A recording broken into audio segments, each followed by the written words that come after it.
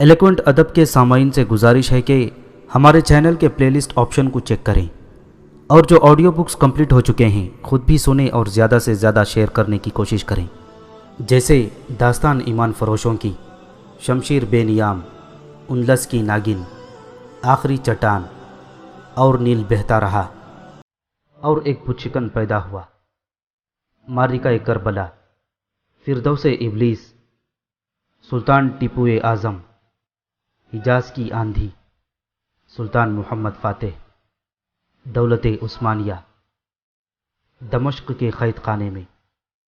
और ज़रूरी अपडेट्स के लिए हमें फेसबुक और ट्विटर पर फॉलो करें। जज़ाकल्लाह।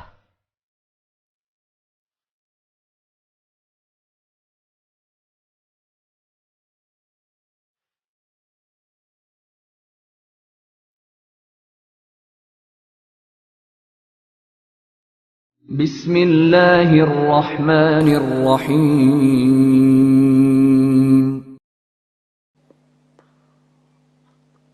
तफ्तीश करने वाले दोनों अफसर कहीं और बैठे शराब पी रहे थे। वो मुतमईन थे कि ये खूबसूरत लड़की रहीम को मोम कर लेगी और सुबह से पहले पहले हमारा काम पूरा कर देगी। वहाँ सिर्फ एक पहरादार था जो बरामदे में बैठ गया था। कमरे के पिछवाड़े अंधेरा था और इस अंधेरे में एक साया इतनी आहिस्ता आहिस्ता आगे को सरक रहा था जैसे हवा का झोंका रुक रुक कर आगे बढ़ रहा हो। उधर इमरान गिरजे से मुल्हिक अपने कमरे में जाग रहा था। ज़रा सी आहट सुनाई देती थी तो वो उठकर दरवाजे में आ जाता था। उसे हर आहट रज़ा की आहट लगती थी। उसने कमाल होशियारी से 3 घोड़े मुंतखब कर लिए थे जो 8 घोड़ों के साथ बंधे थे। उसने ज़ीने भी चोरी छुपे अलग कर ली थीं। उसे उम्मीद थी कि रज़ा और रहीम आ जाएंगे, मगर जूं जूं रात गुजरती जा रही थी उम्मीद भी तारीख होती जा रही थी। यह हकीकत निखरती आ रही थी कि इसने रज़ा को ये इजाज़त देकर कि रहीम को आज़ाद कराए सख्त गलती की थी। ये नामुमकिन था। वो अब सोच रहा था कि एक घोड़ा खोले और निकल जाए, मगर उसे रज़ा का ख्याल आ जाता था। रज़ा ने उसे कहा था कि वो रात को आएगा ज़रूर, ख्वाह अकेला आए। उस वक्त रज़ा मौत के मुंह में जा चुका था। वो एक साया बनकर उस कमरे के एक दरीचे के पास पहुंच गया जिसमें रहीम बंद था। उसने कान लगाकर अंदर की बातें सुनी। इसे किसी के ये अल्फाज सुनाई दिए, मैं तुम्हें रिहा नहीं करा सकती। ये लोग जो कुछ पूछते हैं वो बता दो, फिर मैं अपने बाप से कहकर तुम्हारे लिए कुछ कर सकती हूँ। मुझे इसी मकसद के लिए तुम्हारे पास लाया गया है कि मेरी मोहब्बत तुमसे राज उगलवाएगी। दरीचे के कवाड़ पर निहायत आहिस्ता से किसी ने 3 बार दस्तक दी। रहीम इस इशारे को समझता था। वो हैरान हुआ कि ये उसका कौन सा साथी हो सकता है। एलिस कुछ ना समझ सकी। रहीम टहलते टहलते दरीचे तक गया और किवाड़ खोल दिया। रज़ा बाहर खड़ा था, कूद कर अंदर आ गया। उसके हाथ में खंजर था। उसने एक लम्हा ज़ाया किए बगैर एलिस के मुंह पर हाथ रखा और खंजर इसके दिल में उतार दिया। उसे कत्ल करना ज़रूरी था, वरना वो शोर मचाकर इन्हें पकड़वा सकती थी। रज़ा और रहीम दरीचे से कूदकर बाहर गए और अंधेरे से भाग उठे। रज़ा उस जगह से वाकिफ़ था। उसने रास्ता तो अच्छा अख्तियार किया था, लेकिन बरामदे में जो पहरादार था उसने किसी तरफ से 2 साए भागते देख लिए।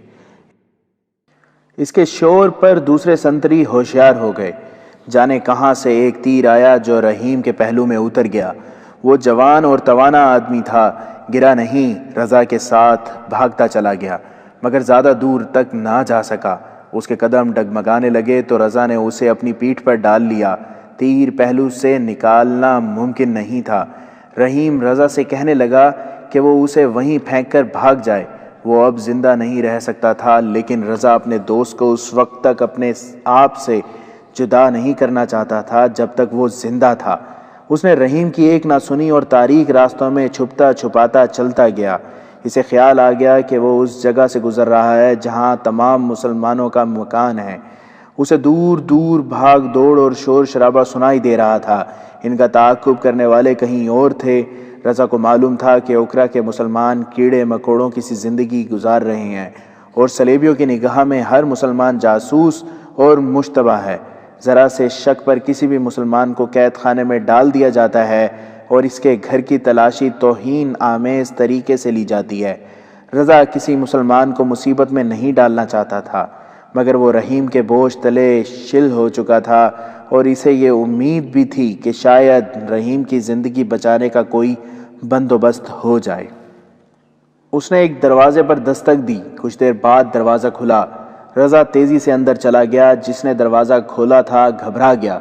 رضا نے مختصر الفاظ میں اپنا تعارف کرایا۔ وہاں تو صرف یہ کہہ دینا ہی کافی تھا کہ وہ مسلمان ہیں۔ رضا کو پناہ مل گئی، مگر رحیم شہید ہو چکا تھا۔ رضا کے کپڑے خون سے لتھڑ گئے تھے۔ اس نے گھر والوں کو سارا واقعہ سنایا اور عمران کے متعلق بھی بتایا۔ گھر میں 3 مرد تھے، وہ جوش میں آ گئے۔ انہوں نے رضا کے کپڑے تبدیل کر دیے۔ رحیم کی لاش کے متعلق فیصلہ ہوا کہ اسے گھر کے کسی کمرے میں دفن کر دیا جائے گا۔ رضا عمران کو بلانے کے لیے چلا گیا۔ رات کے اس وقت جب دنیا اسلام گہری نیند سوئی ہوئی تھی، قوم کے غدار دشمن کی بھیجی عورتوں اور شراب میں بدمست پڑے تھے۔ ان سے دور، بہت دور، ایک مسلمان اسلام کی ناموس پر اپنی جان پر کھیل گیا تھا اور 2 جان کی بازی لگا کر اس راز کے ساتھ اکرا سے نکل کر قاہرہ پہنچنے کی کوشش کر رہے تھے جس پر مصر کی عزت اور اسلام کی آبرو کا دار و مدار تھا۔ اس راز کو وہ خدا کی امانت سمجھتے تھے۔ وہاں انہیں دیکھنے والا کوئی نہ تھا کہ وہ اپنا فرض ادا کرتے ہیں یا عیش کر رہے ہیں، لیکن انہیں یہ احساس تھا کہ انہیں خدا دیکھ رہا ہے اور وہ خدا کے حکم کی تعمیل کر رہے ہیں۔ عمران کا سر اس تذبذب اور اضطراب میں دکھنے لگا تھا کہ رحیم آ جائے گا یا نہیں، رضا آ جائے گا یا نہیں، قاہرہ تک یہ خبر پہنچا سکے گا یا نہیں کہ مصر پر حملے کے لیے بحیرہ روم میں صلیبیوں کا بہت بڑا بیڑا آ رہا ہے۔ عمران اس لیے بھی قاہرہ یا کم از کم کرک جلدی پہنچنا چاہتا تھا کہ نور الدین زنگی یا سلطان ایوبی یا دونوں کسی اور طرف حملے یا پیش قدمی کی اسکیم نہ بنا لیں۔ ایسی صورت میں انہیں روکنا تھا۔ اگر ان کی فوج کسی اور طرف نکل گئی تو مصر کا خدا ہی حافظ تھا۔ عمران کو ان سوچوں نے اس قدر پریشان کیا کہ اس نے دروازہ اندر سے بند کر کے نفل پڑھنے شروع کر دیے۔ اسے شہر کی خاموشی میں کوئی سرگرمی سنائی دے رہی تھی، کچھ بھاگ دوڑ سی تھی۔ یہ اس کی پریشانی میں اضافہ کر رہی تھی۔ اس نے 2-4 نفل پڑھ کر ہاتھ خدا کے حضور پھیلا دیے اور گڑ گڑایا، یا خدا مجھے اپنے فرض کی تکمیل تک زندگی عطا کر۔ میں یہ امانت ٹھکانے پر پہنچا دوں تو مجھے میرے خاندان سمیت ختم کر دینا۔ اس کے دروازے پر ویسی ہی دستک ہوئی جیسی رحیم کے دریچے پر ہوئی تھی۔ عمران نے دروازہ کھولا۔ رضا کھڑا تھا۔ اسے اندر بلا کر عمران نے دروازہ بند کر دیا۔ رضا ہانپ رہا تھا۔ اس نے عمران کو بتایا کہ اس پر کیا گزری ہے اور رحیم شہید ہو چکا ہے۔ عمران نے جب یہ سنا کہ رحیم کی لاش ایک مسلمان گھرانے میں ہے جو اسے گھر میں دفن کر دیں گے تو عمران پریشان ہو گیا۔ وہ اکرا کہ کسی مسلمان کو مصیبت میں نہیں ڈالنا چاہتا تھا۔ رضا نے اسے بتایا کہ اس گھر میں 3 مرد اور باقی عورتیں ہیں۔ انہوں نے فوراً ایک کمرے کے کونے میں کھدائی شروع کر دی تھی۔ عمران اس گھر میں جانا چاہتا تھا تاکہ دیکھ لے کہ ان کے پکڑے جانے کا کوئی خطرہ تو نہیں۔ رضا نے اسے یقین دلایا کہ وہ ہوشیار لوگ معلوم ہوتے ہیں، سنبھال لیں گے۔ اکرا سے نکلنا دشوار ہو گیا تھا۔ شہر کی ناکہ بندی کر لی گئی تھی۔ ایک لڑکی کا قتل اور ایک جاسوس کا فرار معلوم سی واردات نہیں تھی۔ نکلنا رات کو ہی تھا۔ ان دونوں نے یہ طے کیا کہ اکٹھے نکلیں گے، اور دونوں میں سے کوئی پکڑا گیا یا دونوں پکڑے گئے تو اور جو کچھ بھی کہیں یہ نہیں بتائیں گے کہ رحیم کی لاش کہاں ہے یا وہ مارا گیا ہے۔ اگلا مسئلہ گھوڑوں کا تھا۔ عمران رضا کو اس جگہ لے گیا جہاں 8 گھوڑے بندھے ہوئے تھے، مگر دور سے دیکھا کہ محافظوں میں سے ایک وہاں ٹہل رہا تھا۔ عمران رضا کو ایک جگہ چھپا کر آگے گیا اور اس سنتری کے پاس چلا گیا۔ اسے پوچھا کہ آج اسے پہرا دینے کی کیا ضرورت پیش آ گئی ہے۔ سنتری عمران کو جان گنتھر کے نام سے اچھی طرح جانتا تھا اور بڑے پادری کے خصوصی خادم کی حیثیت سے اس کا احترام بھی کرتا تھا۔ اس نے عمران کو بتایا کہ آج ایک مسلمان جاسوس کو پکڑا گیا ہے۔ وہ کسی لڑکی کو قتل کر کے فرار ہو گیا ہے، اس لیے حکم آیا ہے کہ ہوشیار رہا جائے۔ اس سنتری کی موجودگی میں گھوڑے کھولنا ممکن نہیں تھا۔ عمران نے اسے باتوں میں لگا لیا اور پیچھے ہو کر اس کی گردن بازو کے گھیرے میں لے لی۔ سنتری کا دم گھٹنے لگا۔ عمران نے اس کے پہلو سے خنجر نما تلوار کھینچ لی اور اس کے پیٹ میں گھونپ دی۔ مرنے تک اس کی گردن بازو کے شکنجے میں دبائے رکھی۔ اسے مار کر عمران نے رضا کو بلایا، 2 گھوڑوں پر زینے ڈالی اور سوار ہو گئے۔ گرجے کے باقی محافظ کمرے میں کہیں سوئے ہوئے تھے۔ عمران اور رضا چل پڑے۔ شہر سے نکلنے کے کئی راستے تھے، وہ ایک طرف چل پڑے اور شہر سے نکل گئے۔ اچانک وہ گھیرے میں آ گئے اور انہیں للکارا گیا۔ ہم شہری ہیں دوستو، عمران نے کہا، ہم بھی تمہاری طرح ڈیوٹی دے رہے ہیں۔ 3-4 مشعلیں جل اٹھیں جن کی روشنی میں انہوں نے دیکھا کہ وہاں گھڑ سواروں کا ایک دستہ تھا جو ادھر ادھر پھیلا ہوا تھا۔ تب انہیں احساس ہوا کہ شہر کی ناکہ بندی ہو چکی ہے۔ عمران نے اپنے کپڑے نہیں دیکھے تھے، اس کے کپڑوں پر سنتری کا خون تھا۔ مشعل کی روشنی میں یہ خون صلیبی سواروں کو نظر آ گیا۔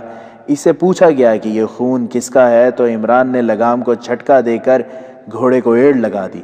رضا نے بھی ایسا ہی کیا مگر اس نے ذرا دیر کر دی۔ عمران نکل گیا، رضا گھیرے میں آ گیا۔ عمران کے پیچھے بھی 3 سوار گئے۔ اسے رضا کی بلند پکار سنائی دینے لگی، عمران رکنا نہیں، نکل جاؤ، خدا حافظ۔ عمران بہت دور تک یہ پکار سنتا رہا۔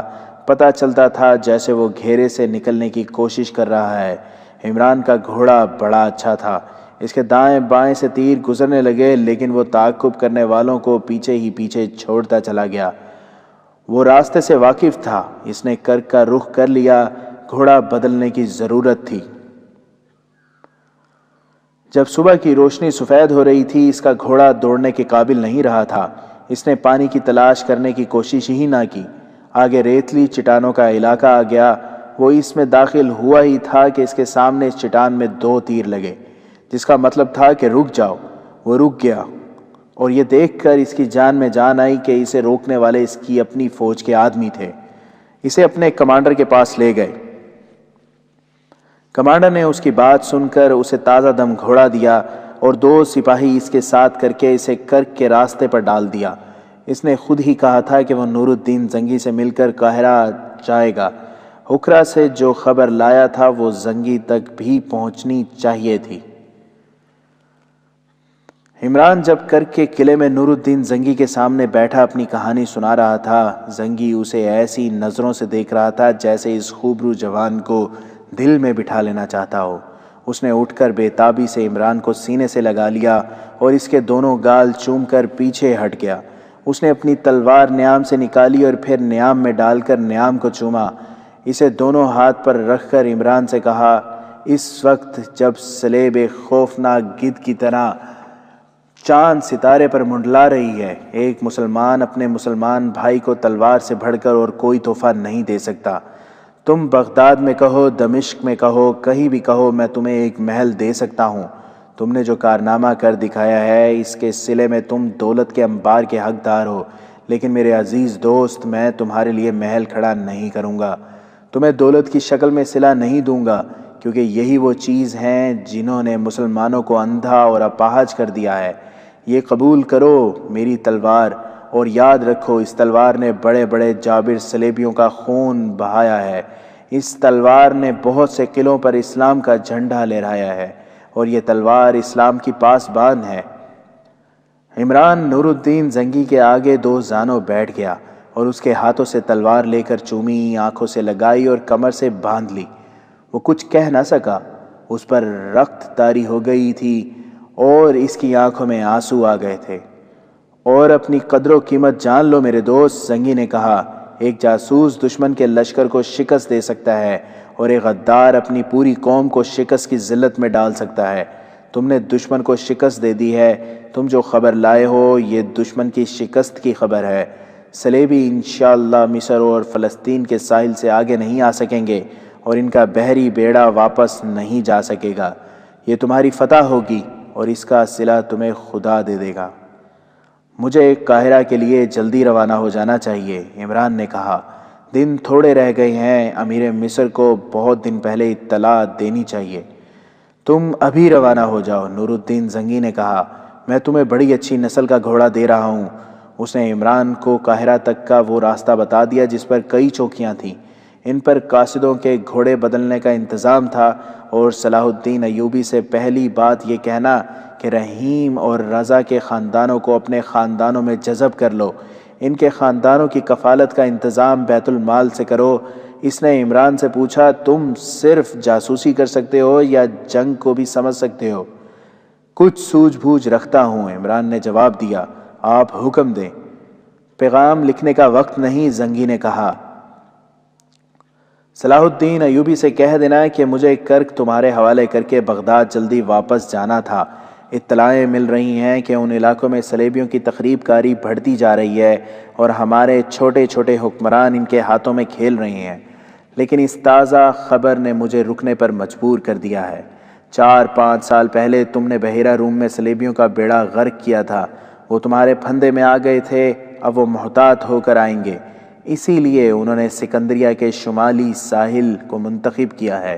اگر تم ان سے سمندر میں براہ راست ٹکر لینے کا فیصلہ کرو تو یہ تمہاری غلطی ہوگی۔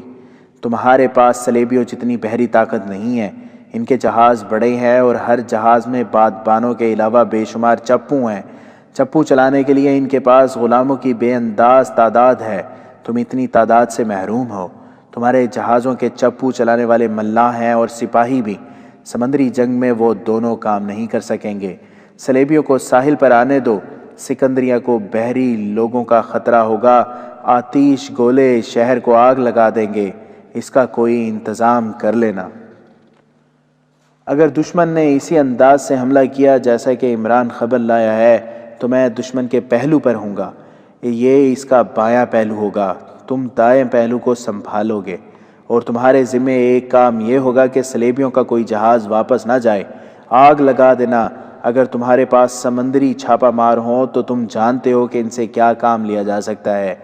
یہ کہنے کی ضرورت نہیں کہ سوڈان کی طرف سے چوکنا رہنا، وہ سرحد خالی نہ رہے۔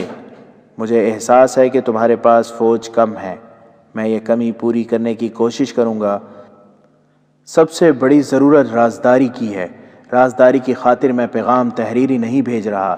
فتح کی صورت میں میں کرک فوج کے حوالے کر کے بغداد چلا جاؤں گا۔ یہ پیغام ذہن نشین کر کے عمران قاہرہ روانہ ہو گیا۔ صلیبیوں کے سن 1174 کے ابتدائی دن تھے جب علی بن سفیان نے صلاح الدین ایوبی کو اطلاع دی کہ اوکھرا میں ایک جاسوس شہید ہو گیا ہے اور دوسرا پکڑا گیا اور ان کا کمانڈر عمران واپس آ گیا ہے، تو جان لینے کے باوجود کہ عمران بڑا ہی قیمتی راز لایا ہے، سلطان ایوبی بجھ سا گیا۔ اس نے علی بن سفیان کے ساتھ چند ایک باتیں کر کے عمران کو اندر بلایا اور اٹھ کر اسے گلے لگا لیا، پھر کہا، پہلے مجھے یہ بتاؤ کہ تمہارا ایک ساتھی شہید کس طرح ہوا اور دوسرا پکڑا کس طرح گیا ہے؟ عمران نے پوری تفصیل سے ساری کہانی بیان کر دی، اور جب اس نے وہ راز بیان کیا جو اوکھرا سے لایا ہے تو سلطان ایوبی کی آنکھیں چمک اٹھی۔ عمران نے یہ بھی بتایا کہ وہ نور الدین زنگی کو اطلاع دے آیا ہے۔ اس نے سلطان ایوبی کو زنگی کا پیغام سنایا۔ اس سے سلطان ایوبی کا بہت سا وقت بچ گیا تھا۔ اس نے پہلا کام یہ کیا کہ رحیم اور رضا کے خاندانوں کے لیے وظیفہ مقرر کیا اور ان خاندانوں کے متعلق معلومات پیش کرنے کا کہا تاکہ اس کے مطابق ان کی مزید مدد کی جائے۔ اس کے بعد اس نے عمران سے بہت سی باتیں پوچھیں۔ عمران نے اسے بتایا کہ صلیبیوں کا بحری بیڑا 4-5 سال پہلے کی نسبت زیادہ ہوگا، حملہ 1 ماہ کے اندر اندر ہوگا، یورپ سے تازہ دم فوج لائی جائے گی جسے سکندریہ کے شمال میں اتارا جائے گا، دوسری فوج بیت المقدس کے علاقے سے آئے گی جو مصر کی طرف پیش قدمی کرے گی، سکندریہ کے شمال میں اترنے والی فوج سکندریہ پر قبضہ کر کے اسے اڈا اور رصدگاہ بنائے گی اور شمال کی طرف سے مصر پر حملہ آور ہوگی۔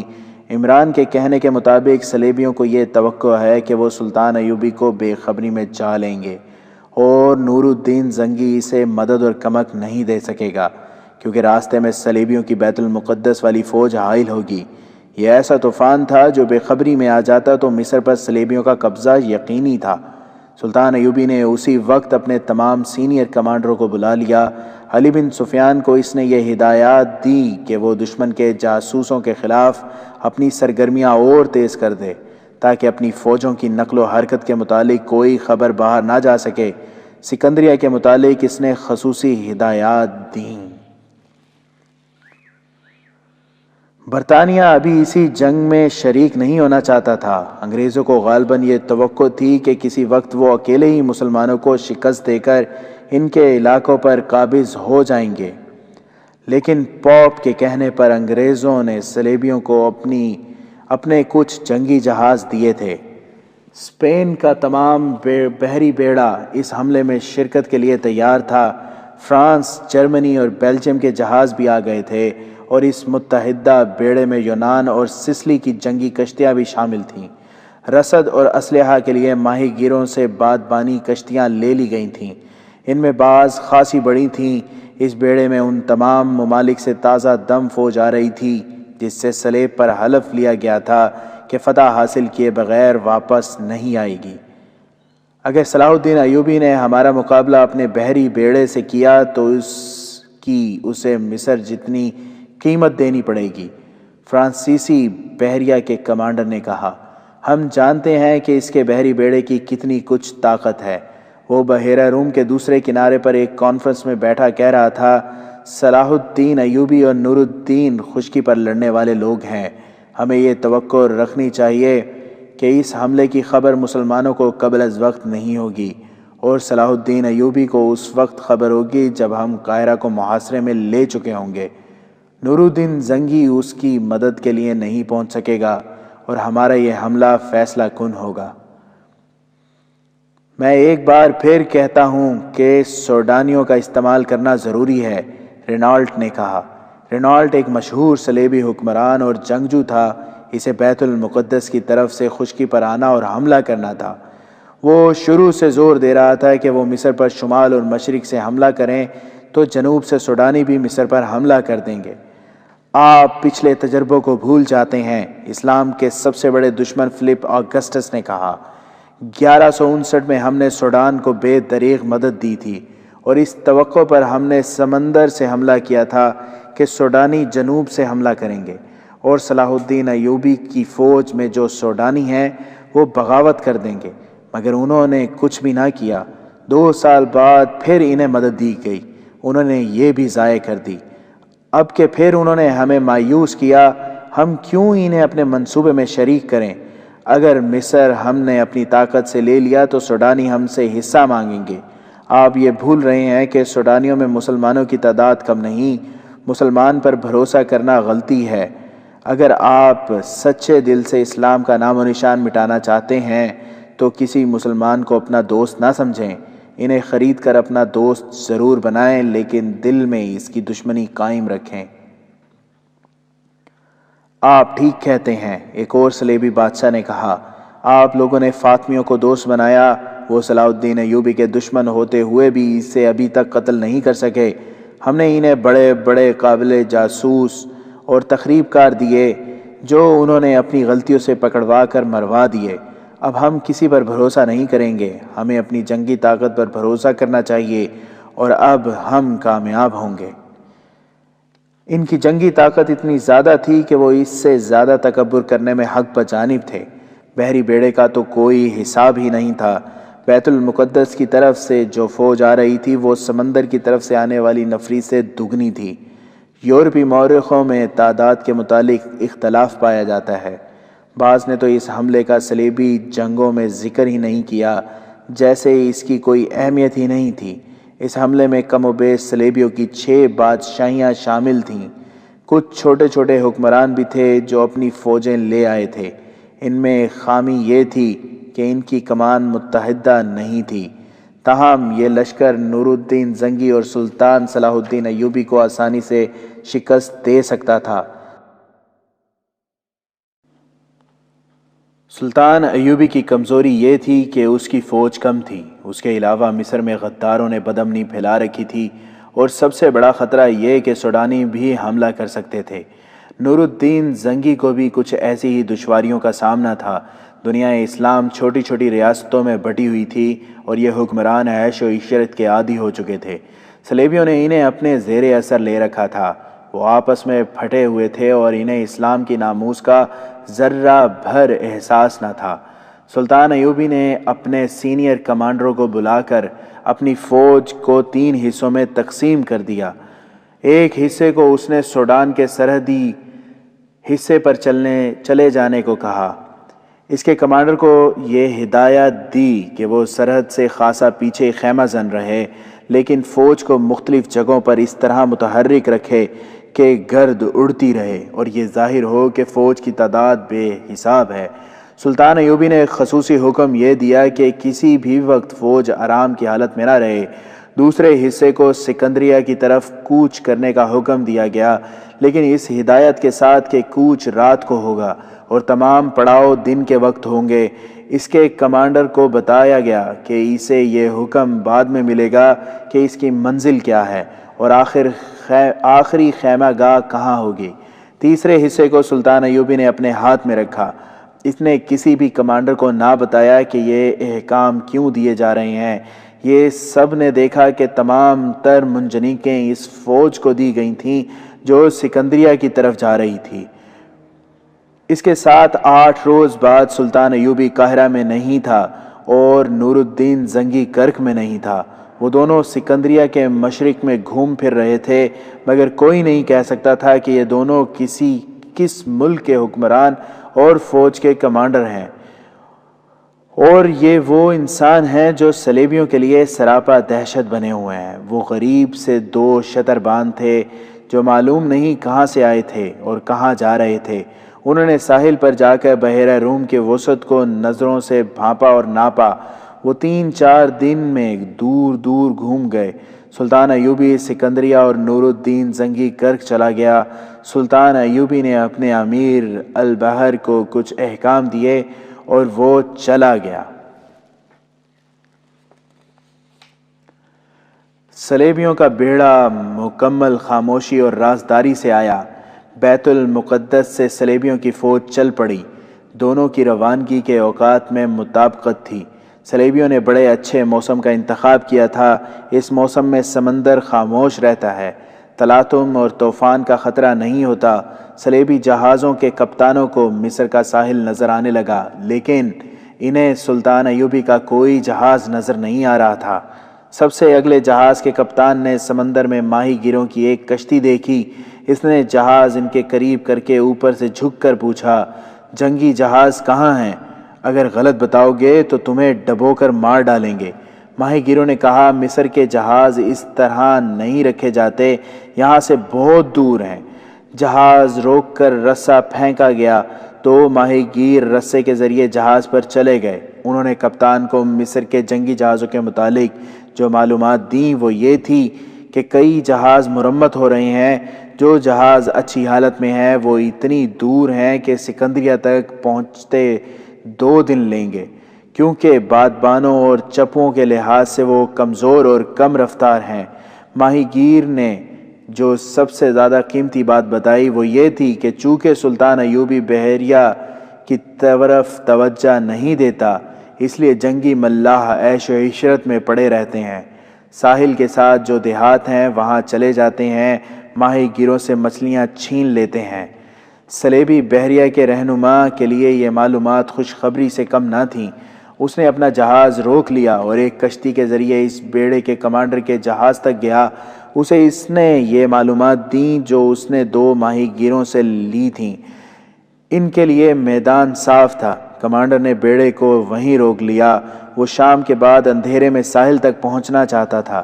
اسے وہ جگہ بتا دی گئی تھی جہاں ساحل کے ساتھ پانی اتنا گہرا تھا کہ جہاز ریت میں پھنسے بغیر ساحل تک آ سکتے تھے۔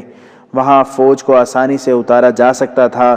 سکندریہ کی بندرگاہ سے ایک کشتی کھلے سمندر کی طرف چلی گئی جو بظاہر ماہی گیروں کی تھی۔ ابھی سورج غروب نہیں ہوا تھا جب یہ کشتی بیڑے تک پہنچ گئی۔ کم و بیش 250 جنگی جہاز سمندر میں دور دور تک بکھرے ہوئے تھے۔ ماہی گیر اپنی کشتی کو بیڑے کے درمیان لے گئے اور پوچھ کر کمانڈر کے جہاز تک پہنچ گئے۔ انہوں نے کمانڈر کو بتایا کہ سکندریہ کے اندر کوئی فوج نہیں ہے، صرف شہری آبادی ہے اور مصری بیڑے کے جنگی جہاز یہاں سے بہت دور ہیں۔ یہ ماہی گیر مسلمانوں کے جاسوس تھے۔ رات کا پہلا پہر تھا جب اگلی صف کے جنگی جہاز ساحل کی طرف بڑھے اور کسی دشواری کے بغیر ساحل پر لنگر انداز ہو گئے۔ پچھلی صف کے جہاز ان کے قریب عقب میں آئے اور لنگر ڈال دیے۔ تیسری صف بھی قریب آ گئی۔ فوج اتارنے کا انتظام غالباً یہ تھا کہ ہر ایک جہاز کو ساحل پر نہیں آنا تھا، بلکہ تمام جہازوں کو ساتھ ملا کر ان میں سے فوج کو گزر کر اترنا تھا۔ سکندریہ پر یہ خاموشی سے حملہ کرنے کا فیصلہ کیا گیا۔ اطلاع کے مطابق وہاں چونکہ فوج نہیں تھی اس لیے قبضہ مشکل نہ تھا۔ اگلے جہازوں سے جو فوج اتری اسے سکندریہ میں داخل ہونے کا حکم دے دیا گیا اور سپاہیوں کو بتایا گیا کہ شہر ان کا اپنا ہے، کوئی مزاحمت نہیں ہوگی۔ سپاہی دوڑ پڑے۔ انہیں شہر کو لوٹنا تھا اور ان کی نظر عورتوں پر بھی تھی۔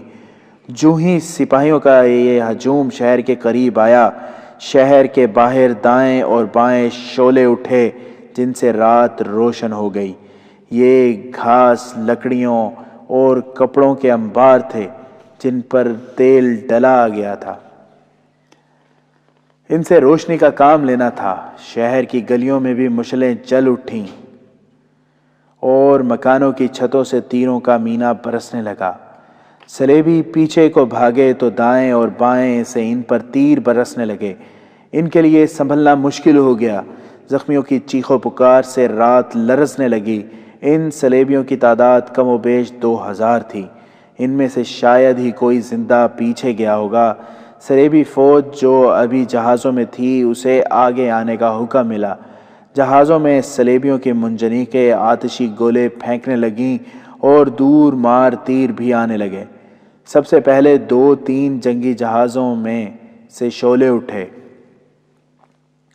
سلیبی کپتانوں نے پیچھے دیکھا۔ یوں معلوم ہوتا تھا جیسے سمندر سے آگ کے گولے اٹھتے ہیں اور ان کے جہازوں میں آ کر گرتے ہیں۔